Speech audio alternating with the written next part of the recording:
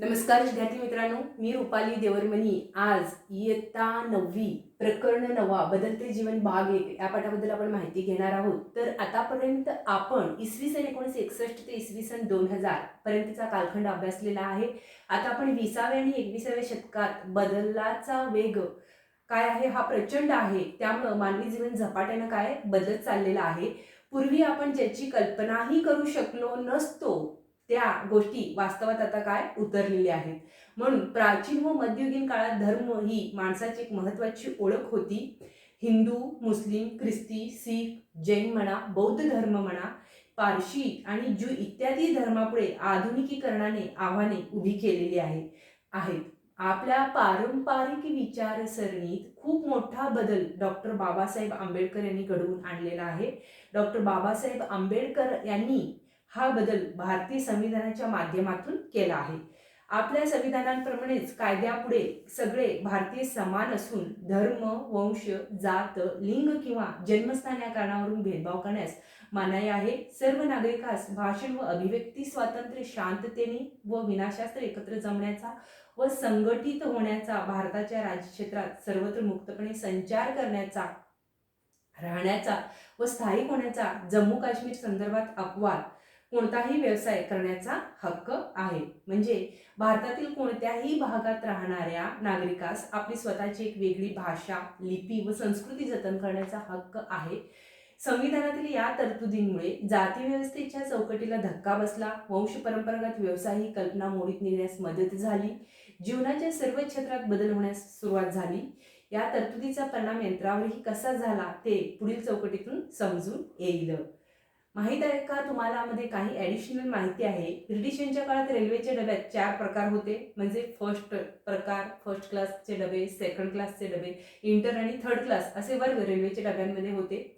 म्हणजे तिसऱ्या वर्गातील प्रवाशांसाठी नाममात्र सुविधा आणि प्रवाशांकडे बघण्याचा एक नकारात्मक दृष्टिकोन, यामुळे हे वर्ग जणू भारतीय समाज व्यवस्थेचे काय होते ते प्रतीकच झाले होते। 1948च्या रेल्वे अर्थसंकल्पात मधु दंडवते यांनी तृतीय श्रेणीची व्यवस्था संपुष्टात आणली। पुढे मुंबई पुणे दरम्यान सिंहगड एक्सप्रेस, मुंबई कोलकाता दरम्यान गीतांजली एक्सप्रेस या वर्गविरहित गाड्या सुरू झालेलं दिसतं। सगळ्यांना समान सोयी व सवलती रेल्वेमध्ये उपलब्ध करून देण्यात आलेल्या होत्या। म्हणजे वरील तरतुदीमुळे समाजात छोटे मोठे बदल हळुवारपणे घडून येऊ लागले आहेत। आता हॉटेलमध्ये सर्वांना मुक्त प्रवेश आहे, म्हणजे जाती धर्मानुसार भेदभाव केला जाणार नाही, मागासवर्गीयांना हॉटेलात प्रवेश नाही, नदीमधलं पाणी घ्यायचं नाही, असं कुठलाही निर्बंध राहणार नाही। म्हणजे धर्म, वंश, जात, लिंग या कारणांवरून प्रवेश नाकारला जाणार नाही अशा पाट्या आपण बघतो। पूर्वी राजसत्तेविरुद्ध मत व्यक्त करण्यास मर्यादा होत्या, म्हणजे आता भारतीय नागरिक वृत्तपत्र आणि भाषण आणि अन्य माध्यमाद्वारे सरकारविरुद्ध मतप्रदर्शन करू शकतात। म्हणजे आपणास न पटणाऱ्या गोष्टी आपण बोलून दाखवू शकतो। हा फार मोठा बदल स्वातंत्र्योत्तर कालखंडात झालेला आहे। प्रत्येकाला विचार स्वातंत्र्य, भाषण स्वातंत्र्य, अभिव्यक्ती स्वातंत्र्य आहे। त्यामुळं आता स्वातंत्र्यानंतर आपल्याला जे काही विचार आहे आपल्या मनात येतात, जे पटत नाही, विरोध करू शकतो, ते आपण उघडपणे बोलून दाखवू शकतो। त्यानंतरचा महत्त्वपूर्ण मुद्दा आहे कुटुंब संस्था। आता आपण कुटुंब संस्था या मुद्द्यांबद्दल चर्चा करणार आहोत। स्वातंत्र्यपूर्व कालखंडात म्हणजे स्वातंत्र्यापूर्वी कुटुंब संस्था ही भारतीय समाजाची एक प्रमुख आणि महत्त्वाची ओळख होती। म्हणजे त्यावेळेला जॉईंट फॅमिली होती, एकत्र कुटुंब पद्धत होतं। भारत हा एकत्र कुटुंब पद्धतीचा देश म्हणून जगभर ओळखला जायचा। भारत हा काय आहे, एकत्र कुटुंब पद्धतीचा देश म्हणून जगभर ओळखला जायचा। जागतिकीकरणाच्या लाटेत विभक्त कुटुंब पद्धतीला चालना मिळालेली आहे। म्हणजे जागतिकीकरणाच्या लाटेत म्हणजे आधुनिकीकरणासाठी किंवा विकास होण्यासाठी, प्रत्येक व्यक्तीचं वैयक्तिक विकासासाठी काय झालं, एकत्र कुटुंब पद्धतीतून विभक्त कुटुंब पद्धतीमध्ये जास्त रूपांतर होऊ लागलं आणि त्यामुळे विकास होणं सुद्धा सोपी पद्धत होती। त्यामुळे काय होऊ लागलं, प्रत्येक व्यक्तीच्या वैयक्तिक विकासाकडे, वैयक्तिक स्वातंत्र्याकडे जास्त लक्ष देण्यात येऊ लागलं। त्यानंतरच आहे समाज कल्याण। कल्याणकारी राज्य स्थापन करण्याचे उद्दिष्ट भारताच्या संविधानातच नमूद करण्यात आलेलं आहे। म्हणजे असे नमूद करणारा भारत हा जगातील काय होता, पहिला देश आहे। भारतीय नागरिकांना पूर्ण रोजगार, आरोग्य सुविधा, शिक्षण व विकासाची संधी उपलब्ध करून देणे हे समाज कल्याण कार्यक्रमाचे काय होतं, उद्दिष्ट आहे. म्हणजे भारतीय समाजात आर्थिक, सामाजिक, शैक्षणिक, सांस्कृतिक विषमता मोठ्या प्रमाणावर आहे. स्त्रिया, मुले, दिव्यांग, अनुसूचित जाती व जमाती, अल्पसंख्याक यांच्यापर्यंतच्या विकासाच्या संधी पोहोचणे आवश्यक आहे. म्हणजे स्वातंत्र्योत्तर कालखंडात सरकारसमोरील ते सगळ्यात मोठे आव्हान असून यासाठी भारत सरकारने समाज कल्याण खाते 14 जून 1964 साली स्थापन केले. या मंत्रालयाअंतर्गत पोषण आणि बालविकास, सामाजिक सुरक्षा व सामाजिक संरक्षण, स्त्री कल्याण व विकास हे कार्यक्रम राबवलेले जातात. अशाच प्रकारची व्यवस्था घटकराज्य पातळीवर करण्यात आली आहे. त्यानंतरचं आहे अनुसूचित जाती व जमाती. अनुसूचित जाती व जमाती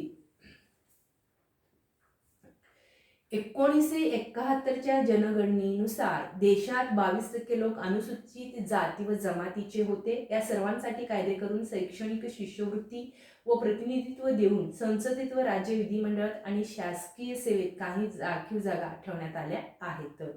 त्यानंतरचं आहे सार्वजनिक आरोग्य. भारतीय संविधानात शासनाचे प्राथमिक कर्तव्य म्हणून भारतीय जनतेचे राहणीमान वाढवावे, सुपोषण साधावे व सार्वजनिक आरोग्य सुधारावे असे नमूद केले आहे. केंद्र शासनाचे आरोग्य समाज कल्याण मंत्रालय या संदर्भात राज्य शासनास मदत करते. 6व्या पंचवार्षिक योजनेत प्राथमिक स्वरूपाची आरोग्य सेवा तसेच वैद्यकीय सेवा ग्रामीण भागातील लोक, आदिवासी व गरीब लोकांना उपलब्ध करून देण्याचे उद्दिष्ट होते. म्हणजे आरोग्याच्या संदर्भात भारतात ॲलोपॅथी, युनानी, होमिओपॅथी, आयुर्वेद आणि निसर्गोपचार पद्धतींना मान्यता देऊन लोकांचे आरोग्य चांगले ठेवण्याचा प्रयत्न सुरू झालेला आहे.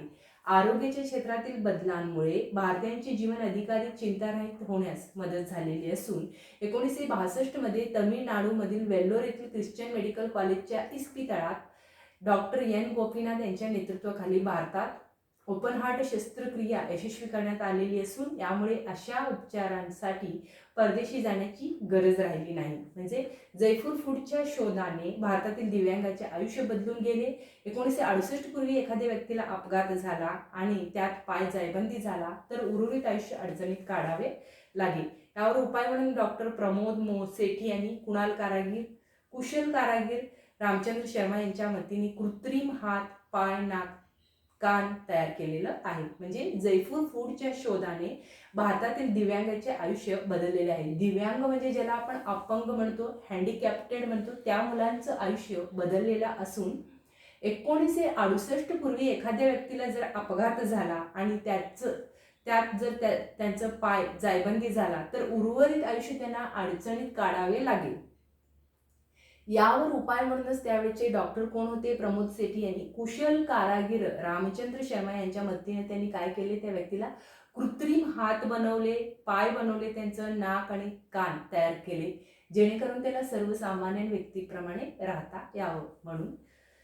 बघा, जयपूर फूड तंत्रज्ञान वापरून तयार केलेल्या कृत्रिम ह्या अवयवांमुळे दिव्यांग रुग्ण अनवाणी व खडबडीत जमिनीवरून चालणे म्हणा, पळणे म्हणा, सायकल चालवणे, शेतीतील कामे करणे म्हणा, झाडावर चढणे व गिर्यारोहण करणे अशी कामे सहजपणे करू शकतात.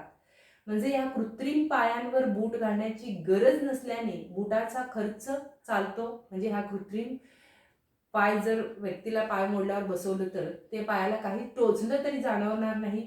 मग बुटाचा खर्च वाचतो. पाय दुमडणे, मांडी घालणे ह्या कृत्रिम पायांमुळे शक्य झालेलं आहे. पाण्यात वा ओल्या स्थितीत काम करण्यासाठी हे पाय काय झालेलं आहे, सोयीचे असतात. पाण्यात किती वेळात आपण उभारलं तरी पण पाय हे कृत्रिम बसवलेले असल्यामुळं किंवा ओल्या स्थितीत जास्तपणे काम केलं तरी पण त्यापासून त्या व्यक्तीला काही त्रास होणार नाही, म्हणून हे पाय त्यांना सोयीचे असतात. त्यानंतरचं आहे मूत्रपिंड, त्यालाच प्रत्यारोपण म्हटलं जातं. म्हणजे किडनी ट्रान्सप्लांट असं म्हटलं जातं.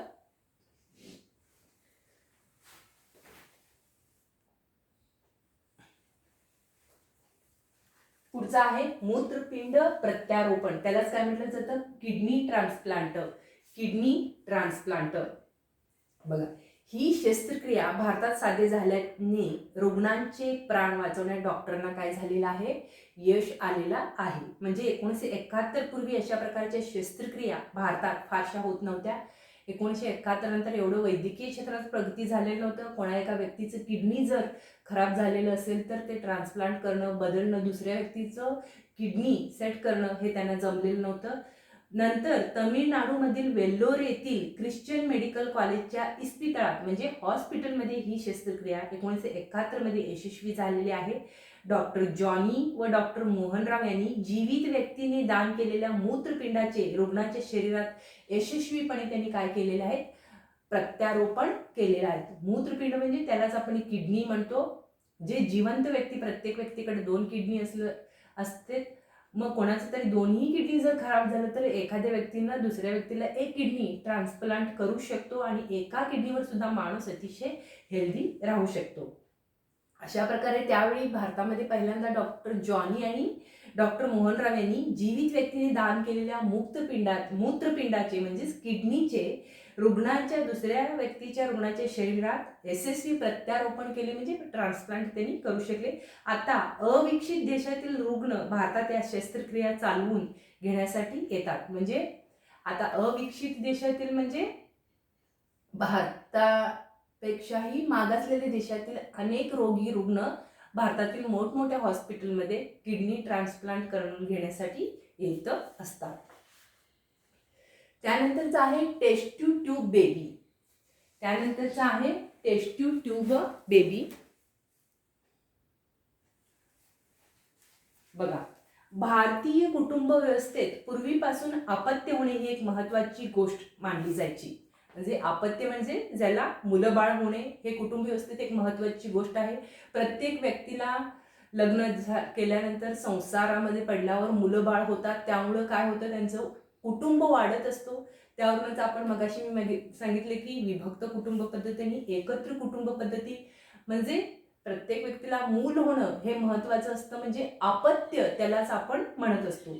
पण अपत्य पाहिजे असणाऱ्या पती पत्नी यांना या समस्येवर मात करण्यासाठी टेस्ट ट्यूब बेबी या तंत्रज्ञानाचा आधार 1978 पासून उपलब्ध झाला. म्हणजे ज्यांना नवीन लग्न झालेलं आहे त्यांना अपत्य होत नाहीत, स्वतःचं मुलं बाळ होत नाहीत, मग त्या व्यक्तींना दुसऱ्यांकडून त्यांनी दत्तक पण घेऊ शकत नाहीत किंवा त्यांना संतान प्राप्ती होत नाही, तर त्या व्यक्तींना टेस्ट ट्यूब बेबी ह्या उपचारा माध्यमातून त्यांना स्वतःचं मूल अडॉप्ट करता येतं.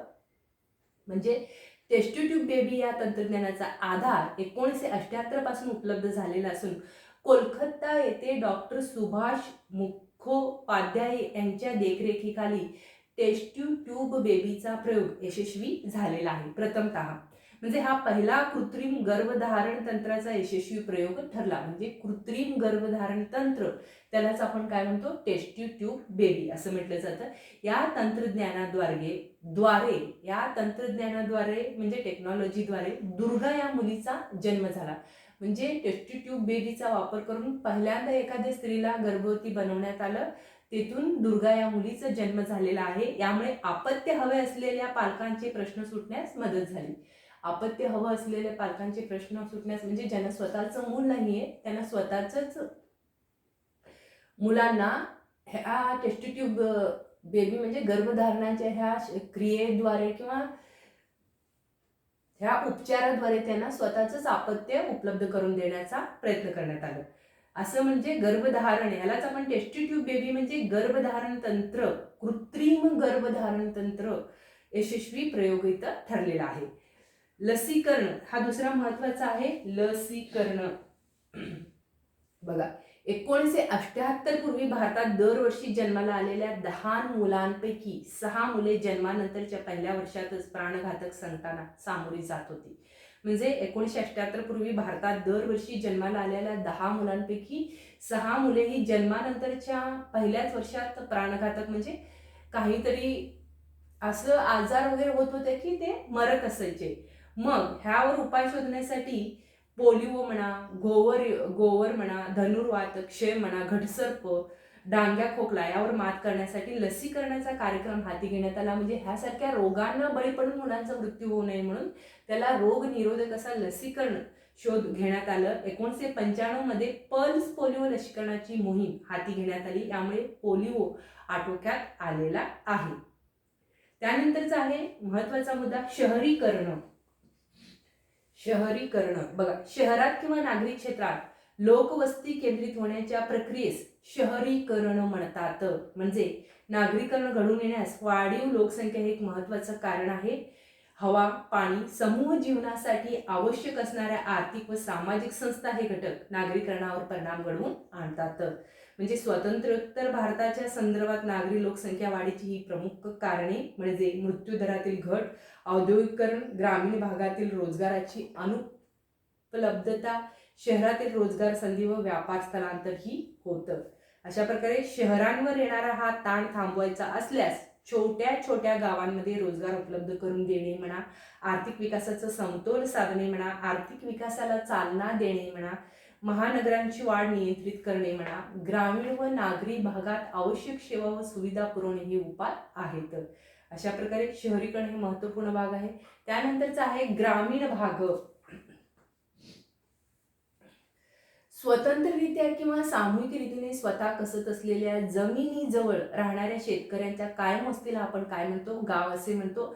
म्हणजे शेतीचा शोध लागला तेव्हापासून गाव अस्तित्वात आलं. भारतातील खेडे पद्धती विरळ लोकवस्ती असलेली पद्धती आहे. म्हणजे खेड्यामध्ये लोकसंख्येचं प्रमाण हे कमी असतं. भोवताली पसरलेल्या शेतजमिनी आणि मध्ये दाटेवटीने वसलेली घरे हे भारतीय खेडेगावाचे एक प्रमुख वैशिष्ट्य आहे. म्हणजे ग्रामीण समुदाय हा जरी मोठा असला तरी तो नागरी समुदायाच्या तुलनेत कितीतरी लहान असतो. म्हणजे गावापेक्षा छोटा गट म्हणजे त्यालाच आपण काय म्हणतो? वस्ती असं म्हणतो. शहरीकरण म्हणजे तिथे मोठमोठे शहर असतात, त्यानंतर ग्रामीण भाग छोटा असतो. गावापेक्षा छोटं तर त्याला आपण काय म्हणतो? एक वस्ती असं म्हणत असतो. संपूर्ण भारतातील ग्रामरचना एकसारखी नाही. प्रादेशिक स्वरूपाप्रमाणे आणि स्थल वैशिष्ट्यानुसार यात फरक पडत असतो. त्यानंतरचा आहे